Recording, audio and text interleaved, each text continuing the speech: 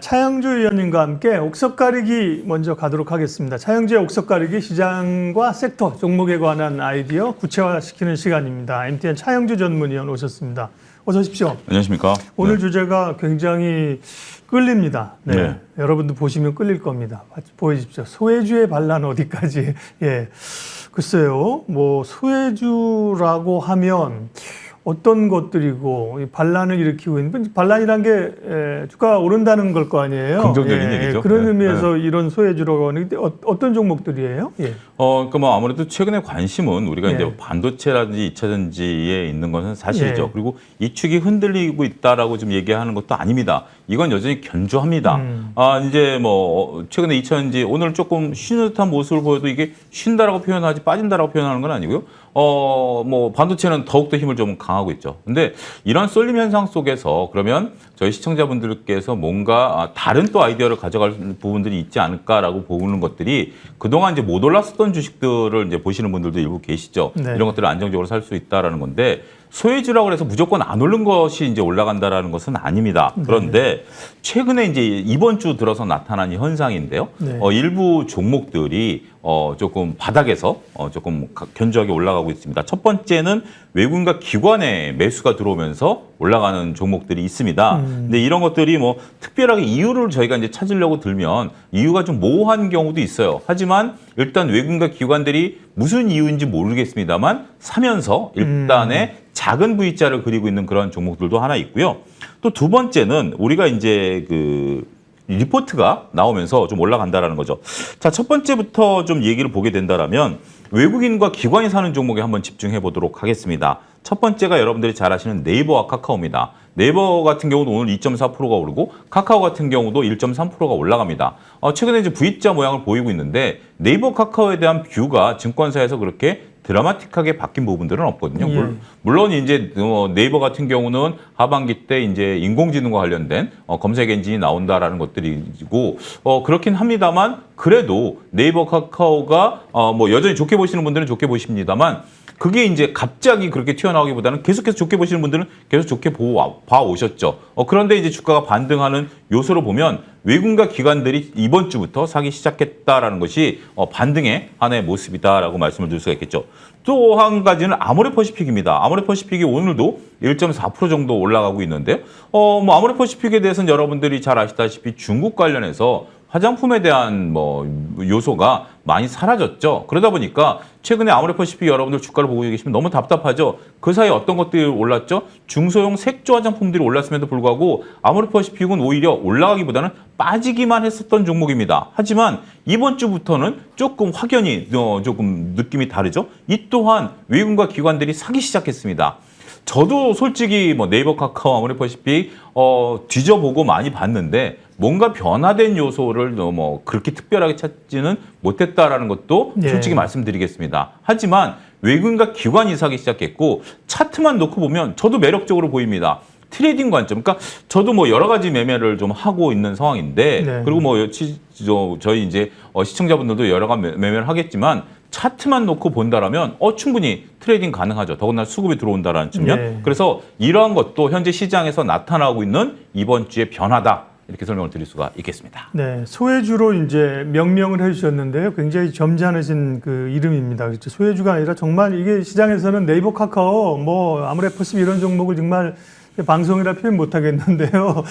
다들 막 정말 스트레스 엄청 받고 있는 그런 주식이잖아요. 어떻게 보면 역주행하는 그런 기업들인데 이들 주식이 반등이 온다는 건 어쨌든 일단 반갑습니다. 그렇습니다. 일단 반갑고요. 그 의미를 그럼 짚어보고 단순 반등이냐 아니면 뭔가 변화가 있는가 한데 이들 소외주에 대해서 수급이 외국인이나 기관이나 뭐 종목별로 다를 수 있겠습니다만 그럼 몰리는 이유는 뭘까요? 여기서 이제 중요한 포인트는 우리가 이제 무차별적으로 다 올라가는 게 아니라 이제 몇몇 한정해서 올라간다라는 것을 먼저 서두에 말씀드리겠고요.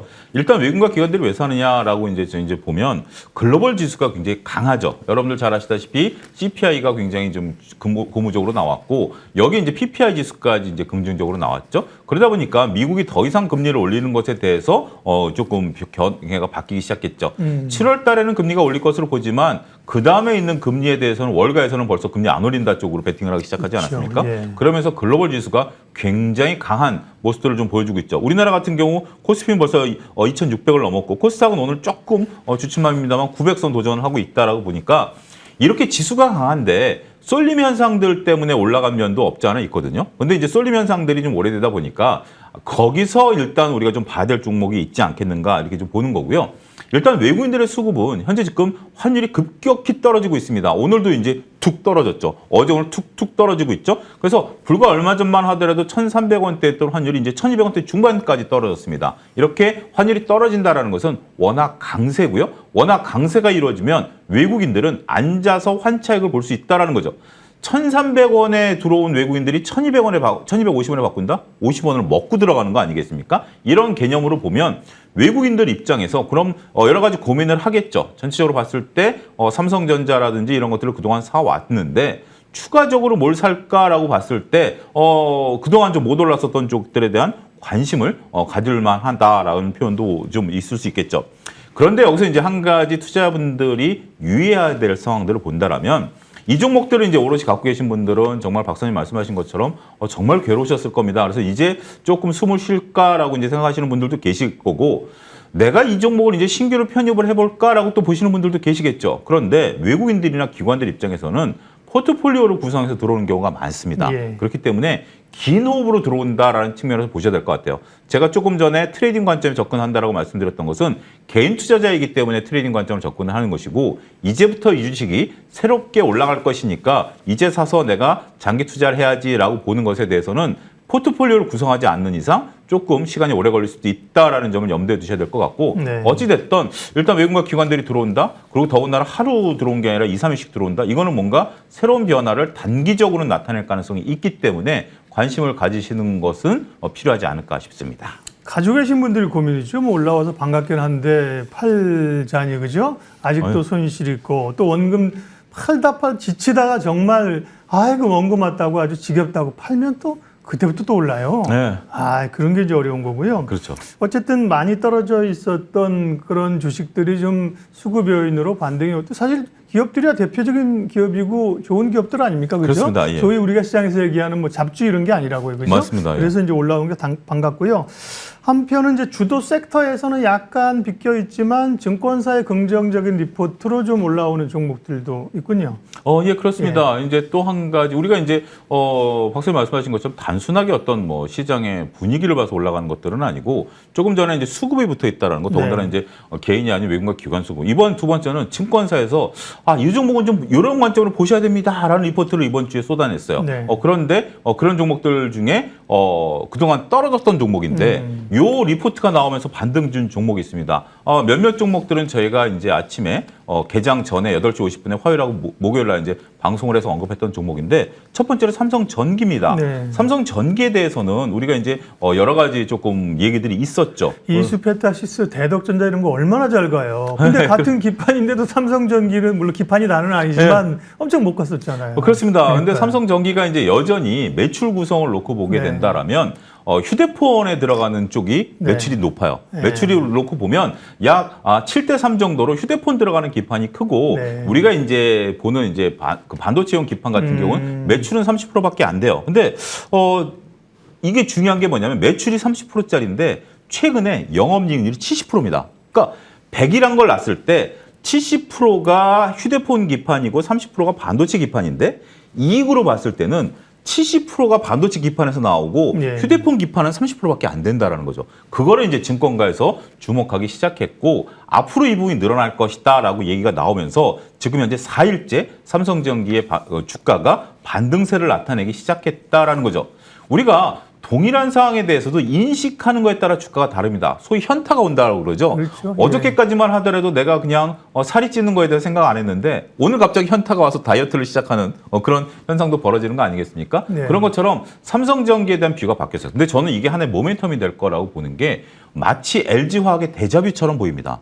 그러니까 우리가 LG화학이 처음에는 화학회사였다가 이제 2차 전지 했다가 이제 엔소를 잘라내고 다시 화학회사가 됐는데 LG화학 제가 이제 작년에 MTN에서 몇 차례 말씀드렸던 게 첨단 소재 사업부 보십시오. 첨단 소재 사업부 보십시오라고 했던 것이 매출 비중은 10%밖에 안 되는데 영업이익이 50%였거든요. 그런 거였는데 삼성전기도 여전히 매출로만 보면 휴대폰 기판 업체입니다. 하지만 영업이익을 반도체 기판에서 내기 시작했다라면 마치 LG화학의 대자비처럼 저는 보입니다. 그래서 삼성전기에 대한 개념들 다시 보셔야 되겠고 삼성바이오로직스도 최근에 주가가 못 올랐었던 삼성바이오도 뭐 수주 이런 거 계속 얘기 나왔잖아요. 예, 주가가 못 올랐었던 상황입니다. 그리고 예, 최근에는 뭐 일부 그 수주를 줬던 기업의 어떤 뭐 트리거 때문에 주가가 툭 떨어진 모습도 여러분들 음봉 크게 하나 나왔던 거 보이시죠? 네. 그런 부분들 보이지만 삼성바이오로스 4공장이 3분기부터 가동이 된답니다. 네. 그래서 여기서 나오는 매출을 추가하게 된다라면 전체 매출의 약 25%가 업되는 겁니다. 3분기부터. 그렇기 때문에 삼성바이오로직스 같은 경우는 그런 것들이 이제 부각이 되면서 최근에 V자 반등을 나타낸 전형적인 모습을 좀 보이고 있죠.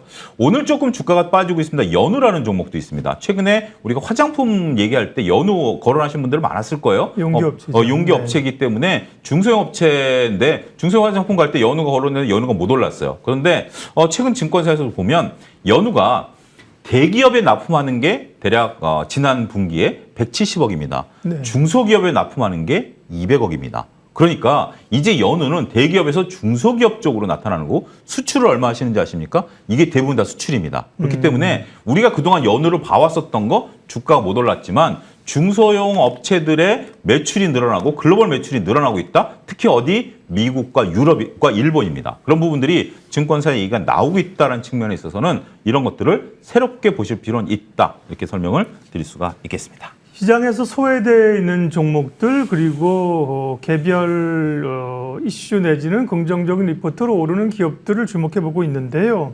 근데 결국은 이제 실적이 받쳐져야 그게 이제 그렇죠. 반등이 아닌 상승으로 가지 않겠습니까? 맞습니다. 요즘 우리가 뭐 올라가는 기업들도 뭐 반도체도 그렇고 2차 전지도 사실 기대감만으로 못 가고 실적이 쫓아오니까 가는 거잖아요. 맞습니다. 이들 말씀하신 종목들 혹은 이들 중에서 실적 포인트는 어떻게 잡아야 됩니까? 그게 굉장히 중요한 포인트인 것 같습니다. 우리가 오늘 이제 미국 증시에서 델타가 이제 델타항공. 네. 실적이 네. 나왔죠. 실적이 굉장히 잘 나왔습니다. 코로나 이전보다 실적이 잘 나왔습니다. 근데 시간에선 빠집니다. 그러니까 실적이 이렇게 잘 나왔는데 왜 빠져? 라는 거 이렇게 하시는 게 이게 2분기 때 30%가 올랐습니다. 그러다 어떻게 보니까 소위 선반영됐다라는 거 보는 게 맞죠. 예. 그러니까 2분기 때 실적이 좋을 것이야라고 해서 실적이 나오기 전에 30%가 올랐기 때문에 실적이 나오니까 이제 차익 매물들이 나온다라는 거죠. 이게 나빠서 빠지는 것보다는 차익 매물이 나오는 건데 이게 저는 2분기 실적의 중요한 포인트다라고 보여집니다. 우리가 기존에 실적을 선반영했었던 대표적인 업종은 저는 두 가지라고 봅니다. 엔터와 조선.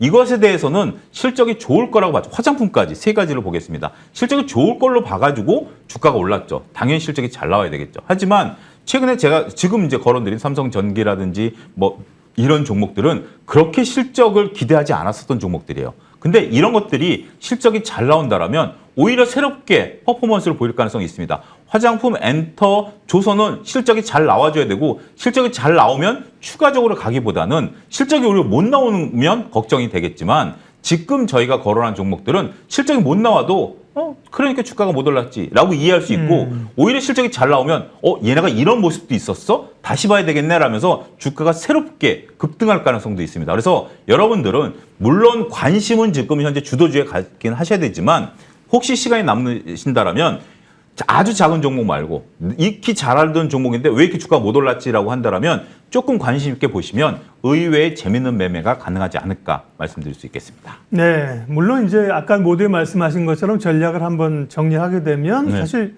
주도주를 기본적으로 편입하는 게 맞아요. 그죠? 맞습니다. 네. 예. 주도주 지금 뭐 반도체나 2차 전지나 조선이나 이런 쪽을 기본적으로 포지션을 가지고 있고 그죠? 예. 그들 말고 뭐 많이 떨어지는 거 사면 고생합니다. 그죠? 맞습니다. 네. 예. 그러나 이제 이런 쪽도 보고 혹시 이제 가지고 계신 종목이라면 체크를 할 필요가 있는데 오늘은 소외주 얘기를 하는데요. 소외주 가운데서 그러면 차 의원님께서 좀 눈여겨볼 만한 종목을 언급해 주실 수 있을까요? 저는 이 중에서 삼성전기가 눈에 들어옵니다. 네. 지금 아무래도 현재 지금 반도체가 시장에 있어서 또 하나의 축이죠. 오늘 이제 한미반도체 이수페타시스 이런 것들이 올라가고 있는데 올라가는 게 아니라 뭐 날아갑니다. 날아갑니다. 네. 이게 이제 후공정과 관련된 네. 건데, 자, 지금 이제 이수페타시스와 한미반도체가 하는 게 뭐죠? 이런 웨이퍼, 이게 웨이퍼라고 둥그런 웨이퍼를 잘라가지고, 이렇게 이제 제 휴대폰 폴더블처럼 이렇게 적층하는 게 이제 한미반도체 이수페타시스가 하는 네. 거예요. 그러면 이게 혼자 존재하는 게 아니라 여기 이제 기판에다가 딱 붙여야 반도체가 되는 겁니다. 네. 제가 이제 이 교보제를 오늘 쓰겠습니다. 오늘 교보제를 많이 사용하시네요. 요거를 네. 이제 이렇게 돼야 이게 우리가 아는 반도체 모습. 얼굴은 가지 마시고. 예, 우리가 아는 반도체 모습인데 예. 이걸 삼성전기가 합니다. 예. 이걸 그러니까 여기까지 쌓는 것을 한미반도체와 이수페타시스가 하고 이렇게 붙이는 요거를 삼성전기가 하는 겁니다. 네. 그렇기 때문에 이게 같이 홀로 존재하는 건 아니죠. 이제 삼성전기가 이 부분이 되고 말씀드린 것처럼 매출 비중은 작지만 영업이익이 증가한다라는 측면에서 보면 이건 이제 앞으로 더 팔리겠죠. 우리가 지금 여러분들 보고 계신 것처럼 빨간색을 보시게 되면 이게 패키지 솔루션이라는 거죠. 위에 있는 광학 솔루션은 휴대폰에 대한 부분들인데 첫 번째 단락을 보게 되면 광학 솔루션이 높습니까? 패키지가 높습니까? 광학이 더 높죠. 매출은 그렇습니다. 하지만 영업이익과 영업이익률로 보게 된다라면 밑에 놀라운 숫자가 이제 나타나게 된다는 거죠. 그렇게 보게 된다면 소위 패키지 솔루션의 영업이익은 올해 77%, 그러니까 전체 매출 비중의 77%고 영업이익률이 거의 20%에 육박하는 거예요. 예. 어마어마한 숫자가 찍힌다라는 측면에서 보게 된다면 반도체 중에서 안 오른 걸 뭘 볼래라고 한다면 저는 단연코 삼성전기가 더군다나 이제부터 이 리포트까지 나오지 않았습니까? 네. 관심 있게 보셔도 되지 않을까 말씀드리겠습니다. 소외주 가운데 IT 쪽입니다. 삼성전기 말씀하셨고요. 한 가지만 더 여쭙고 끝내겠습니다. 소외주 쪽에서 많이 있어요. 소외주가 카카오도 그렇죠? 있고 그런데 대표적인 게 또 제약바이오입니다. 그렇죠? 예. 제약바이오도 계속 기대감인데 못 오르고 있는 상황인데 삼성바이오는 말씀하셨지만 뭐 공장 증설하고 수주 그렇습니다. 받아도 못 오르고 근데 셀트리온이 이제 합병 모멘텀 이런 게 나오면서 지금 움직인단 말입니다. 네. 삼성바이오나 셀트리온이나 이런 쪽에서 소외주 관점에서의 전략 좀 해주세요. 일단 셀트리온은 3사가 네. 합병하는 게 이제 주관사가 정해졌고 예. 올해 내에 한다라는 게 확정이 됐죠. 근데 한 가지 제가 조금 색안경을 끼는 게 이 3사가 최근에 자사주 매입을 빠르게 많이 했습니다. 원래 이제 합병 신고가 들어가면 신고 들어가기 한 달 전엔 자사주 매수를 못하도록 법으로 규정하고 있습니다. 왜냐하면 자사주를 갖고 있으면 이게 대주주에게 유리하게 작용하거든요. 네. 소위 자사주 매직입니다. 그래서 네. 일단 원래 이 3사가 원래는 한 몸이었죠. 한 몸이었다가 잘하려고 세 개로 쪼갰다가 다시 또 잘하려고 하나로 합친다라는 거 아니겠습니까? 네. 뭔 말이 뭔 말인지 모르겠습니다만 네. 잘하려고 하는 거기 때문에 그거는 저희가 인정해야죠. 잘하겠다라는 거. 근데 자사주가 그 대주주 돈이냐 개인 돈이냐라고 따졌을 때 이것도 논쟁거리가 됩니다만 일단 자사주는 회사의 이익이익을 가지고 집중적으로 매수했는데 이게 합병 과정에서는 100% 다 대주주 몫으로 그 계산이 된다라는 측면에서 보면 일단 아직 과정은 좀 봐야 될 것 같아요. 하지만 일단은 너무 그렇게 드라마틱한 기대감. 하지만 지금 기대감이 있을 때는 매매하시는 게 좋고요. 이거를 장기적으로 투자한다는 개념은 조금 조심해야 되지 않을까 싶습니다. 네, 차영주의 옥석 가르기 오늘은 소외주의 반란 또 주목해볼 기업을 살펴봤습니다. MTN 차영주 전문위원 함께했습니다. 고맙습니다. 감사합니다.